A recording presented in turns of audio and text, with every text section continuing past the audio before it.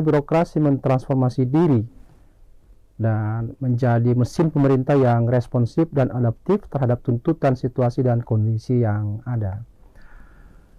Nah, tema kita kali ini adalah merupakan sebuah tema yang menjadi tips ya bagi pemirsa untuk mengetahui dengan baik 5 ukuran keberhasilan pengelolaan SDM aparatur dalam konteks reformasi birokrasi. Nah, supaya ini sukses, maka saya sarankan supaya poin-poin yang akan saya sampaikan ini Anda buatkan dalam bentuk rencana aksi yang memuat indikator keberhasilan, aspek pemenuhan yang terdiri dari indikator dan kegiatan, aspek hasil antara, dan terakhir tentu hasil reform. Karena ini merupakan ukuran baru menurut Permenpan nomor 25 tahun 2020 maupun Permenpan nomor 26 tahun 2020 tentang pedoman evaluasi pelaksanaan reformasi birokrasi. Jadi kalau kita bicara mengenai ukuran keberhasilan pelaksanaan RB, khususnya di area manajemen SDM itu paling tidak ada 5 ukuran. Dan perlu diketahui bahwa ukuran tersebut diantaranya 1, yakni ketika meningkatnya ketaatan terhadap pengelolaan SDM aparatur pada pemerintah daerah.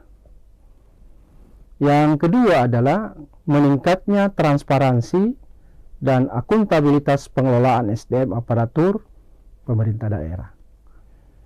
Yang ketiga adalah meningkatnya disiplin SDM aparatur pada pemerintah daerah. Yang keempat, meningkatnya efektivitas manajemen SDM aparatur pada pemerintah daerah. Dan ukuran yang kelima adalah meningkatnya profesionalisme SDM aparatur pemerintah daerah.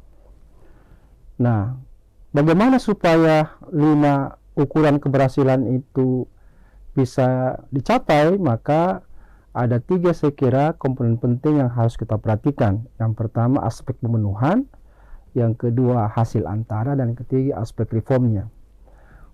Nah, khusus mengenai aspek pemenuhan ini, itu indikatornya diantaranya harus memang ada perencanaan kebutuhan pegawai sesuai dengan kebutuhan organisasi. Tentu ini dimulai dari bagaimana kita mengelaborasi RPJMD yang kemudian terurai menjadi seberapa besar jumlah perangkat daerah dan strukturnya, lalu kemudian kompetensi apa yang dibutuhkan, kemudian berapa jumlah orang yang dibutuhkan. Ini harus betul-betul memang direncanakan dengan baik, berapa jumlah yang real yang dibutuhkan berdasarkan posisi jabatan yang ada, berapa yang akan pensiun setiap tahun, dan berapa yang akan kita terima, sehingga jelas ya sesuai dengan perkembangan daripada pemerintah itu sendiri.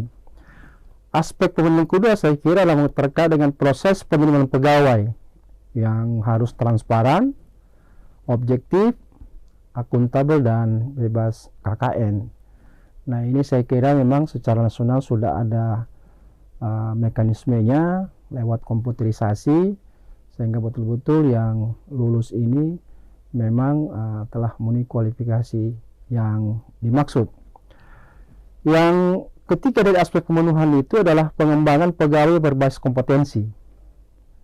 Nah, ini memang akan panjang prosesnya, karena selain memang setiap pegawai itu dengan jabatannya masing-masing harus diakses ya untuk menilai sejauh mana potensi dia, lalu kemudian bekerja setiap hari dan pekerjaannya itu harus dievaluasi berupa indikator kinerja dia. Nah, kinerja itu yang kemudian menjadi informasi bagi upaya pengembangan kompetensi mereka, apakah memang di dalam posisi yang jabatan mereka pegang itu senantiasa menunjukkan performa yang baik atau tidak. Jika tidak, itu menjadi rekomendasi dari Badan Kepegawaian Daerah untuk kemudian diserahkan ke Badan Pengelola Sumber Daya Manusia untuk ditingkatkan kompetensinya sebagai hasil dari evaluasi berdasarkan kinerja dia yang selama ini dia atau mereka tunjukkan, sehingga peningkatan kemampuan mereka itu betul-betul basisnya pada kompetensi yang dibutuhkan di mana mereka ditempatkan. Yang keempat saya kira adalah promosi jabatan dilakukan secara terbuka. Nah, di sini ada dua yang promosi jabatan di dalam pasal 111 Undang-Undang ASN itu, ada yang bersifat lelang terbuka atau memang sampai pada puncak di mana sudah melaksanakan sistem merit. Nah, ini tentu pasti sistem ini yang paling bagus karena betul-betul basisnya pada kompetensi dan potensi, dan itu pasti dianggap sebagai objektif karena memang sebaiknya menggunakan bantuan ya sistem informasi ASN, sehingga betul-betul orang yang terpromosikan itu adalah memang memiliki rekod yang panjang berkaitan dengan kebutuhan kompetensi atau profil pejabat yang dibutuhkan pada jabatan yang dipromosikan itu. Yang kelima adalah penetapan individu. Nah, ini saya kira tidak lagi cocok kita gunakan dengan kinerja itu hanya sekedar absensi, karena itu cuma kehadiran, tetapi betul-betul mengukur apa yang mereka hasilkan, tidak hanya berupa output tapi juga outcome.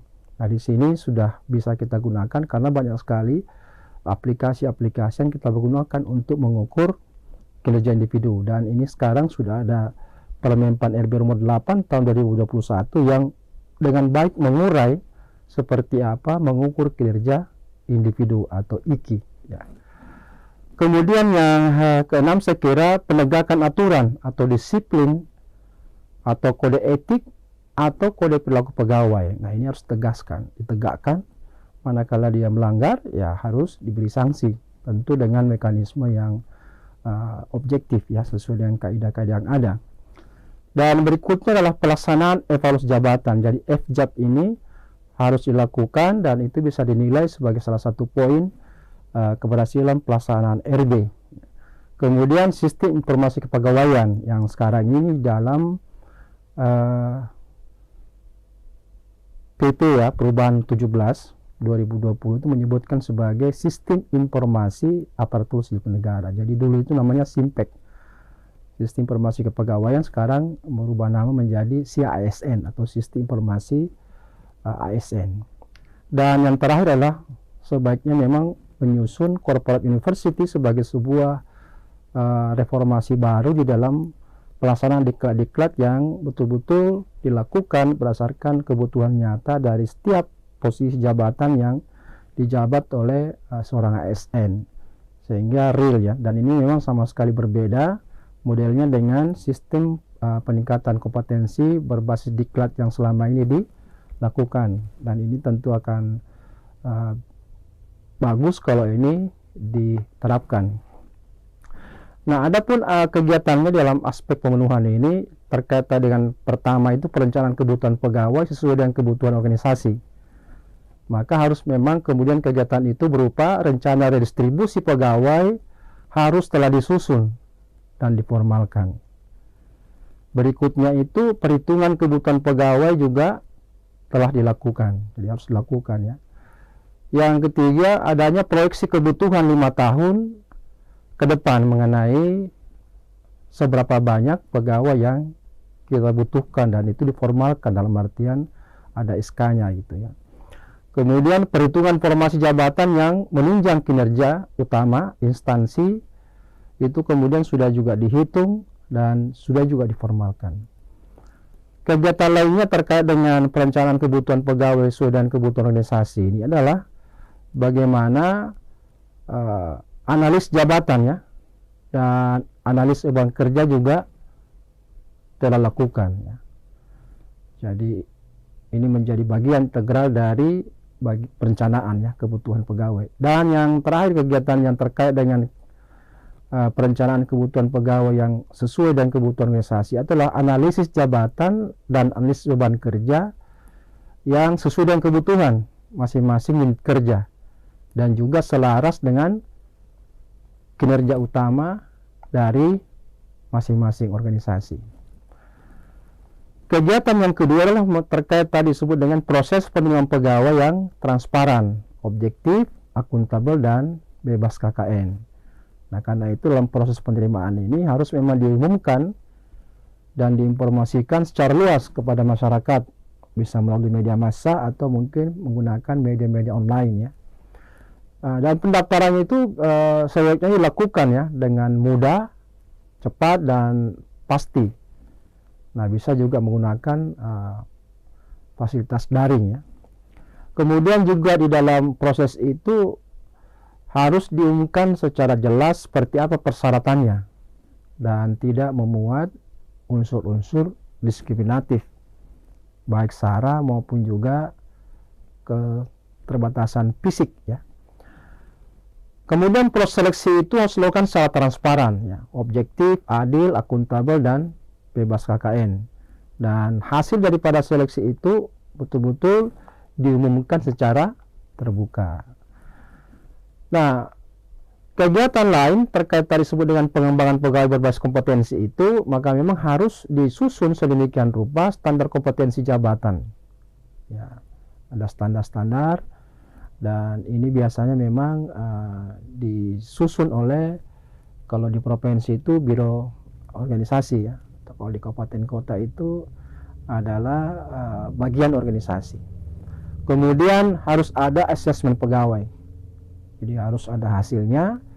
Kemudian ada dokumen rencana pengembangan kompetensi. Ya. Kemudian ada identifikasi mengenai pengidentifikasian kebutuhan pengembangan kompetensi. Jadi selain rencana ada juga identifikasi kebutuhan. Dan juga pentingnya pengembangan pegawai yang didasarkan pada kompetensi.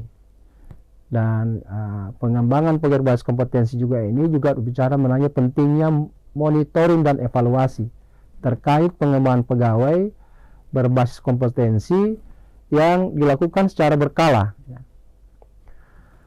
Nah, kegiatan lain yang terkait dengan tadi aspek pemenuhan itu adalah promosi jabatan yang dilakukan secara terbuka. Hal ini bermakna bahwa harus memang ada kebijakan promosi terbuka yang sudah ditetapkan.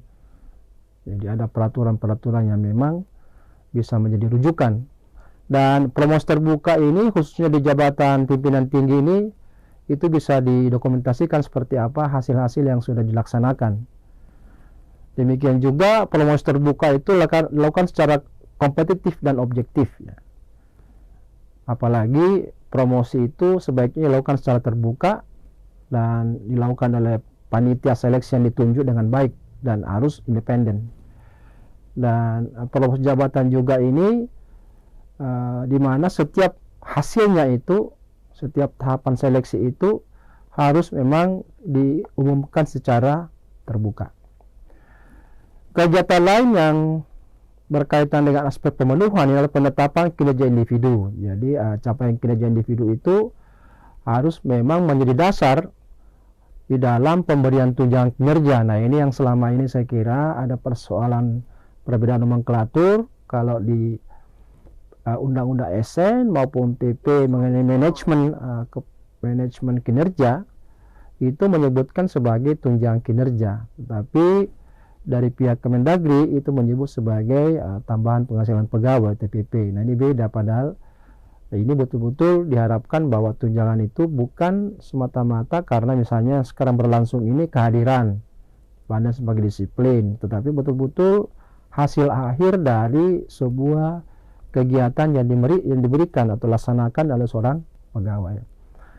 Nah, ada kemudian hasilnya ini dan cara pengukurannya ini harus betul-betul diterapkan dan dinilai sepanjang waktu, apakah atau per triwulan, 6 bulan atau per tahun, dan ditetapkan mengenai kinerja seseorang pada akhir periode penilaian ya.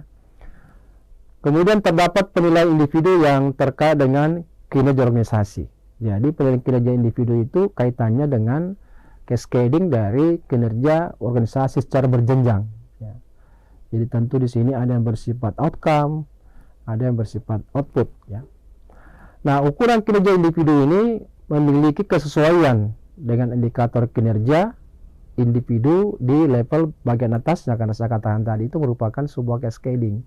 Jadi pekerjaan di level jabatan tingkat atas itu mendistribusikan pekerjaannya ke bawah, dan ke bawah itu menjadi penentu kinerja bagian atau jenjang jabatan yang di atasnya. Pengukuran kinerja individu itu dilakukan secara periodik. Nah, apakah per 3 bulan, dan itu biasanya karena kaitannya dengan tunjangan, apakah itu per 3 bulan, per 6 bulan, atau per tahun. Nah, ini harus betul-betul dirumuskan dengan baik sehingga rule bahwa tunjangan kinerja mereka itu diperoleh dan dihitung berdasarkan kinerja pada saat perhitungan. Kemudian harus terus-menerus lakukan monitoring ya, dan evaluasi atas capaian kinerja individu, karena nanti itu hasilnya itu bisa direkomendasikan oleh Badan Kepegawaian Daerah kepada BPSDM untuk memberikan mereka diklat tertentu dalam rangka untuk peningkatan kinerja mereka melalui peningkatan kompetensi. Dan hasil penilaian kinerja individu itu harus menjadi dasar untuk pengembangan karier ya, maupun juga pemberian penghargaan maupun sanksi bila si individu pegawai itu memang tidak mencapai target-target kinerja yang ditetapkan sebelumnya. Aspek lain dari kegiatan yang berkaitan dengan pemenuhan ini adalah penegakan aturan atau disiplin atau kode etik atau kode perilaku pegawai. Nah, di sini saya kira 3 aspek yang harus diperhatikan, bahwa memang harus ada disusun ya, aturan mengenai kode etik atau disiplin atau kode perilaku yang berbentuk peraturan gubernur, sehingga siapapun yang melanggar kode etik itu akan mendapatkan sanksi ya. Kemudian pelaksanaan penegakan aturan ini harus memang dimonitoring dan dievaluasi bagaimana pelaksanaannya, apakah dia objektif, apakah dia mampu mencegah terjadinya pelanggaran kode etik berikutnya dan sebagainya. Dan terutama yang diharapkan di sini bahwa jika ada melanggar harus diberi sanksi, dan itu betul-betul harus dilalui berdasarkan hasil penilaian ya oleh tim yang objektif di sini, karena biasanya ada namanya tim penilai kinerja ya, atau juga tim penegakan kode etik. Kegiatan lain yang berkaitan dengan pemenuhan itu adalah pelaksanaan evaluasi jabatan. Nah, ini ada 5 aspek penting yang harus kita perhatikan, bahwa memang harus ada informasi terkait dengan faktor-faktor jabatan yang sudah disusun ya. Ada peta jabatan, kemudian ada kelas jabatan, dan ada unit kerja memang nyata telah mengimplementasikan ya standar kompetensi jabatan tersebut, dan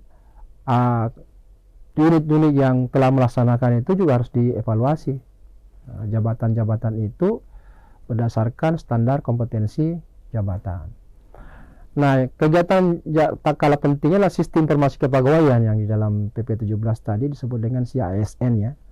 Itu memuat memang kegiatan yang bagaimana agar tersusun sistem informasi kepegawaian yang sesuai dengan kebutuhan ya. Nah, kemudian data-data yang ada di dalamnya itu harus terus dimutakhirkan atau diupdatekan ya, supaya jangan ketinggalan zaman, karena kita tahu bahwa setiap hari itu ada pergerakan-pergerakan mengenai aktivitas pegawai ya. Kemudian sistem informasi kepegawaian juga itu harus memang bisa menjadi pendukung dalam pengambilan kebijakan terkait dengan pengelolaan SDM aparatur.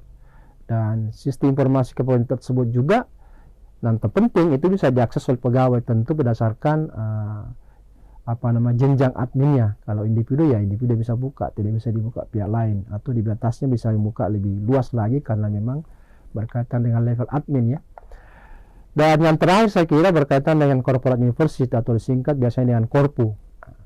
Ini terkait dengan kebijakan bagaimana pengembangan kompetensi ASN di dalam bentuk corporate university. Di dalamnya tentu berkait dengan rencana pengembangan kompetensi yang disusun biasanya oleh BPSDM ya.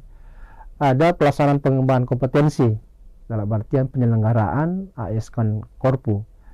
Dan yang tak kalah pentingnya adalah pemantauan atau monitoring serta evaluasi dari pengembangan kompetensi yang dilakukan oleh Korpu tersebut. Nah, selain aspek pemenuhan tadi, indikator lain yang diberi skor itu mengenai hasil antara. Nah, ini memang kita lihat ada 2 ya yang penting untuk dinilai hasil antaranya. Di sini adalah merit system ya, yang diukur dengan indeks sistem merit yang biasanya dilakukan penilaian oleh Komisi Aparatur Sipil Negara. Nah, tentu ini bagi pemerintah daerah harus betul-betul memahami apa yang menjadi indikator daripada sistem merit. Nah, diantaranya itu bahwa seluruh jabatan sudah harus memiliki standar kompetensi jabatan ya. Perencanaan kebutuhan pegawai harus sesuai dengan beban kerja. Pelaksanaan seleksi dan promosi itu dilakukan secara terbuka. Kemudian ada manajemen talenta yang ini merupakan juga sebuah bagian dari program prioritas Jokowi. Kemudian ada reward and punishment. Kemudian ada penerapan kode etik dan perilaku. Ada pengembangan kompetensi. Dan ada perlindungan terhadap tindakan penyalahgunaan wewenang dari ASN. Dan terakhir saya kira tak kalah pentingnya bahwa ada sistem informasi yang berbasis kompetensi yang terintegrasi dan dapat diakses oleh para pegawai. Indikator kedua adalah disebut dengan ASN profesional ya. Ini diukur dengan indeks profesionalitas dari Kementerian PAN RB yang melakukan penilaian setiap tahun. Nah, indeks kriteria pengukuran tingkat profesionalitas ASN ini itu diukur lewat beberapa dimensi, diantaranya terkait dengan aspek kualifikasi ya. Pembobotan yang dinilai dari jenjang kualifikasi pendidikan. Ada kompetensi yang diukur, ada pembobotan lewat pendidikan dan pelatihan yang telah diikuti oleh ASN. Kemudian ada penilaian kinerja, ada juga pembobotan melalui sasaran kerja pegawai dan penilaian perilaku kerja daripada pegawai. Diukur juga sejauh mana tingkat disiplin pegawai dan adakah riwayat penjatuhan hukuman disiplin bagi pegawai tertentu. Nah, kesemuanya ini jika pelaksananya bagus maka akan mendapatkan indeks ya, tingkat profesionalitas ASN. Itu dua tadi. Jadi ada dua dari sisi aspek hasil antara yang bisa diukur.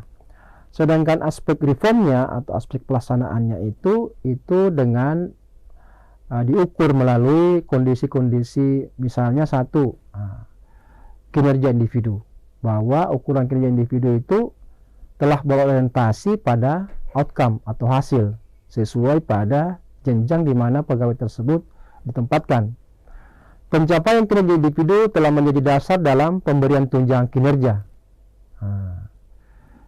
Yang kedua terkait dengan evaluasi jabatan. Nah, itu diukur dengan melihat apakah hasil evaluasi jabatan pimpinan tinggi itu sudah disampaikan ke pejabat yang berwenang.